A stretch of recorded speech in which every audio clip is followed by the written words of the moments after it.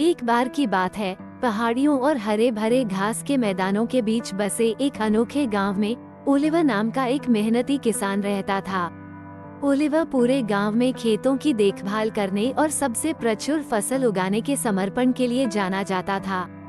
उनके दिन जुताई, रोपण और कटाई की लयबद्ध ध्वनियों से भरे हुए थे और उनके श्रम का फल पूरे समुदाय में समृद्धि लेकर आया। गांव के बाहरी इलाके में घने जंगल में बेनी नाम का एक जिज्ञासु भालू स्वतंत्र रूप से घूमता था।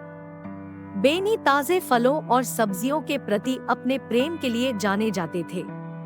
अपने साथी भालुओं की तरह जामुन और मेवों की तलाश करने के बजाय बेनी ने उन स्वादिष्ट फसलों के प्रति रुचि विकसित कर ली थी जिन्हें ओलिवर ने इतनी सावधानी से उगाया था। जैसे ही मौसम बदला और खेत सुनहरे अनाज और रंगीन सब्जियों से पक गए, बेनी गांव से आने वाली आकर्षक सुगंध का विरोध नहीं कर सका। जिज्ञासु और भूखे होकर वह इस रमणीय सुगंध के स्रोत का पता लगाने के लिए करीब गया। एक धूप भरी सुबह जब ओलिवर अपनी फसलों की देखभाल कर रहा था, उसने बेनी को खेतों की ओर लकड़ी काटते हुए देखा। अपनी कड़ी मेहनत की फसल के डर से ओलिवर सावधानी से भालू के पास गया। उसे आश्चर्य हुआ। बेनी अपने पिछले पैरों पर बैठ गया और आश्चर्यजनक रूप से सौम्य स्वर में बोला, नमस्कार दयालु किसान, मैं बेनी जंगल का भालू हूँ। मैंने आपकी स्वादिष्ट फसलों की कहानियाँ सुनी हैं और मैं खुद को देखने के लिए आने से खुद को नहीं रोक सका। क्या मैं इसका स्वाद ले सकता हूँ? बात कर रहे भालू को देखकर ओलिवर अचंभित हो गया, झिझका, लेकिन जल्द ही उसने बेनी की आंखों में ईमानदारी देखी। गर्मजोशी भरी मुस्कान के साथ उन्होंने उत्तर दिया, ठीक है बेनी, मैं इन फसलों को उगाने के लिए कड़ी मेहनत करता हूँ और वे गांव को खिलाने के लिए हैं। लेकिन शायद हम दोनों अपने श्रम के फल का आनंद लेने का एक तरीका ढूंढ सकते हैं।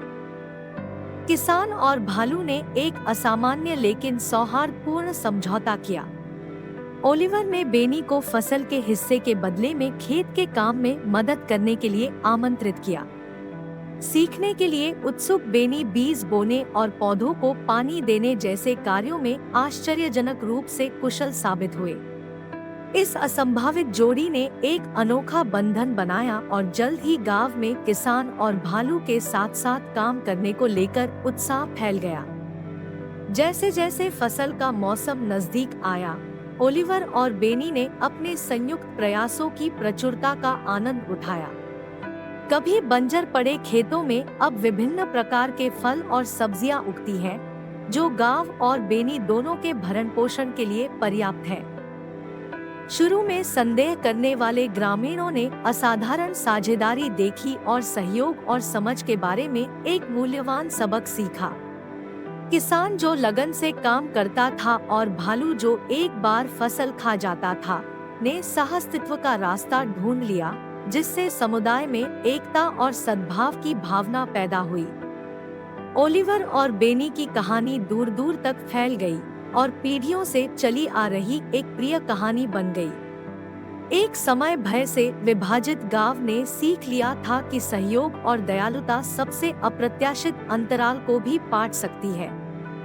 इसलिए उस शांतिपूर्ण गांव में एक मेहनती किसान और फसल प्रेमी भालू के बीच अप्रत्याशित दोस्ती एक दिल छू लेने वाली किंवदंती बन गई, जिसने सभी को याद दिलाया कि कभी-कभी मतभेद सबसे खूबसूरत सहयोग का कारण बन सकते हैं।